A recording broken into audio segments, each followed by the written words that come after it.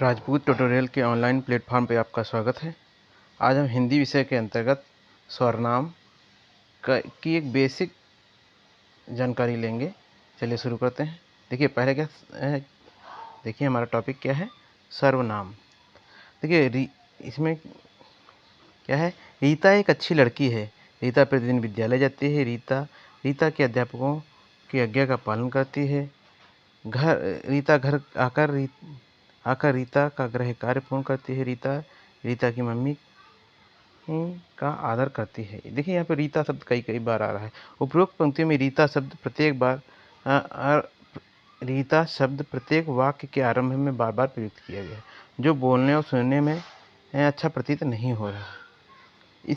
इसलिए उपरोक्त पंक्तियों को अच्छी तरह प्रभावशाली बनाने के लिए हम निम्न प्रकार लिख सकते हैं। रीता एक अच्छी लड़की है, वह प्रतिदिन विद्यालय जाती है, वह अपने अध्यापकों की आज्ञा का पालन करती है, वह घर आकर अपना गृह कार्य पूर्ण करती है और अपनी मम्मी का आदर करती है। इन पंक्तियों में बार बार रीता नाम न लेकर वह, अपने, अपना, अपनी आदि शब्दों का प्रयोग किया गया है।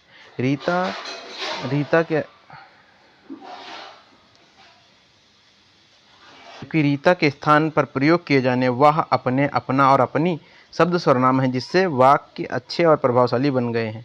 अतः वे शब्द जो संज्ञा के स्थान का प्रयोग किए जाते हैं सर्वनाम कहलाते हैं। वे शब्द जो संज्ञा के स्थान पर प्रयोग किए जाते हैं वे सर्वनाम कहलाते हैं। जैसे वह, वे, हम, तुम, मैं, तू, आप आदि। अब सर्वनाम के भेद जान लेते हैं। कौन कौन से सर्वनाम के भेद होते हैं।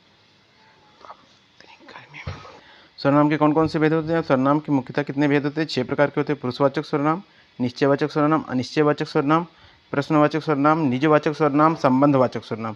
अब आते हैं पुरुषवाचक सर्वनाम। पुरुषवाचक सर्वनाम को देख लीजिए। वह सर्वनाम शब्द जिसका प्रयोग कहने वाले, सुनने वाले और जिसके बारे में बात की जाए उसके लिए किया जाता है पुरुषवाचक सर्वनाम का नाम। कहने वाले, सुनने वाले और जिसके बारे में बात की जाए उसके लिए किस सर्वनाम का प्रयोग होगा, पुरुषवाचक सर्वनाम का प्रयोग है। पुरुषवाचक सर्वनाम के भेद कौन कौन से होते हैं। पुरुषवाचक सर्वनाम जो है मुख्य रूप से 3 प्रकार का होता है। पहला होता है उत्तम पुरुष, मध्यम पुरुष और अन्य पुरुष सर्वनाम। कौन सा उत्तम पुरुष सर्वनाम, फर्स्ट पर्सन, जिसे इंग्लिश में आप पढ़ते हैं सेकंड पर्सन।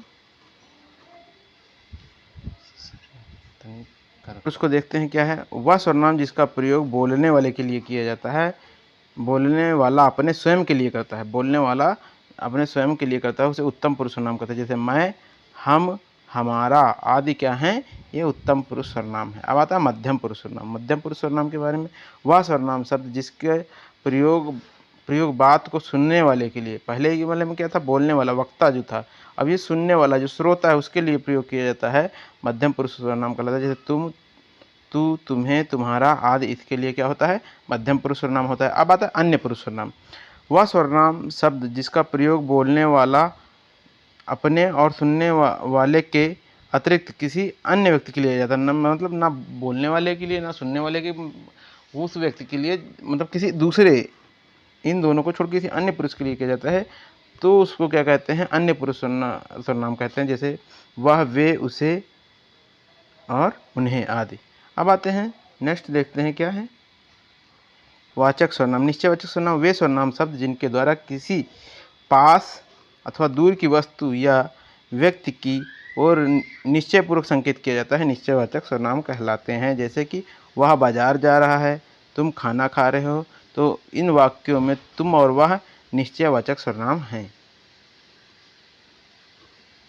के भेद कौन कौन से होते हैं। निश्चयवाचक सर्वनाम के 2 भेद होते हैं, एक निकटवर्ती निश्चयवाचक सर्वनाम और एक दूसरा दूरवर्ती निश्चयवाचक सर्वनाम। अब निकटवर्ती के बारे में देखिए। वे निश्चयवाचक सर्वनाम जो किसी वस्तु, व्यक्ति के निकट होने का भाव प्रदर्शित करते हैं उन्हें निकटवर्ती निश्चयवाचक सर्वनाम कहते हैं। जैसे यह मेरी पुस्तक है, इसमें यह शब्द पुस्तक के निकट होने का संकेत करता है, यह निकटवर्ती निश्चयवाचक सर्वनाम है। और दूरवर्ती में क्या होगा, वे निश्चयवाचक सर्वनाम शब्द जो किसी वस्तु या व्यक्ति के दूर होने का भाव प्रदर्शित करते हैं, दूरवर्ती निश्चयवाचक सर्वनाम कहलाते हैं। जैसे वह मेरा घर है।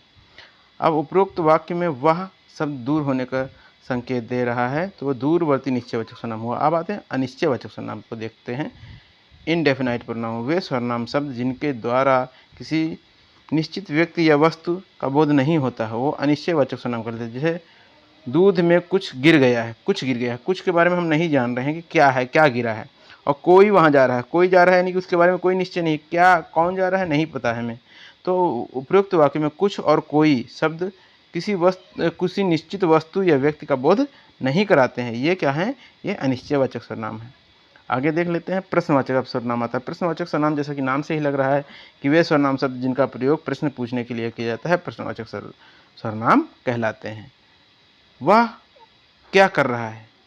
छत पर कौन बैठा है? ऐसे वाक्य में देखिए प्रश्नवाचक शब्द क्या, क्यों, कहाँ, कैसे, ये सब प्रश्नवाचक शब्द हैं।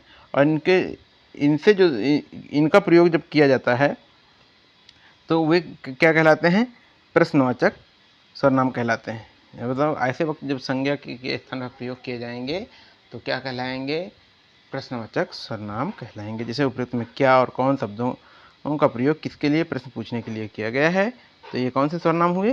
प्रश्नवाचक सर्वनाम हुए। अब हम आते हैं नेक्स्ट निजवाचक सर्वनाम। निजवाचक सर्वनाम क्या है? वे सर्वनाम शब्द जिनका प्रयोग अपने ही विषय में कुछ कहने के लिए किया जाता है, वो निजवाचक सर्वनाम। अपने में तो स्वयं के बारे में कह रहा है, तो वह अपना काम स्वयं करता है, अपनी पुस्तकें अपने आप संभाल कर रखें। तो इसमें क्या है? अपने ही बारे में कहा जा रहा है, इसीलिए ये कौन सा सर्वनाम हुआ? जैसे मैं, अपनी, स्वयं, अपनी, अपने, ये क्या है? अपने आप। इस शब्दों का प्रयोग अपने ही कुछ विषय में कहने के लिए किया गया है, तो ये निजवाचक सर्वनाम है, मतलब स्वयं के लिए, है ना। अब आते हैं संबंधवाचक सर्वनाम। संबंधवाचक सर्वनाम में क्या होता है? वे सर्वनाम शब्द जिनका संबंध वाक्यों के अन्य संज्ञा या सर्वनाम शब्दों से होता है, वे संबंधवाचक सर्वनाम कहलाते हैं। जैसे कि जो सोएगा वो खोएगा, जैसा करोगे वैसा भरोगे, जैसा वैसा, जो सो। देखिए ऐसे वाक्य आ रहे हैं, तो इसमें कौन सा सर्वनाम हुआ? संबंधवाचक सर्वनाम हुआ। उपरोक्त में जो, जैसा, सो, वैसा शब्द में परस्पर संबंध प्रकट कर रहे हैं, ये संबंध भी प्रकट करेगा, तो ये क्या है? संबंधवाचक सर्वनाम है। अब सर्वनामों का विशेष प्रयोग कैसे होता है? कुछ सर्वनाम शब्द ऐसे होते हैं जो बहुवचन होने के बाद भी उनका प्रयोग आदर और सम्मान प्रकट करने के लिए एक वचन के रूप में किया जाता है। जैसे हम, तुम, आप, वे, ये क्या है? ये बहुवचन में होते हुए भी इनका प्रयोग एक वचन में किया जाता है ना। जैसे हम अपने आप को धनी नहीं मानते। अपने आप मतलब स्वयं, एक ये हैं जो है बहुवचन के रूप में, लेकिन इनका प्रयोग कैसे किया जा रहा है? एक वचन के रूप में किया जा रहा है। उपरोक्त वाक्य में हम शब्द का प्रयोग मैं के स्थान पर सम्मान भाव प्रकट करने के लिए किया गया है। अब देखिए नेक्स्ट उदाहरण हमारा क्या है? तुम वहाँ क्या करते हो? तो तुम वहाँ क्या करते हो में क्या है? तुम वहाँ क्या कर रहे हो? तुम शब्द का प्रयोग एक वचन में आदर भाव प्रकट करने के लिए किया गया है ना। तो ये हमारा सर्वनाम का टॉपिक था, जो कि बेसिक सर्वनाम था। इसके आगे हम फिर सर्वनाम जो एक्सप्लेन करेंगे, लेकिन ये बेसिक है, इसको देख लीजिएगा। कितनी गर्मी हो रही है, वीडियो भी नहीं बना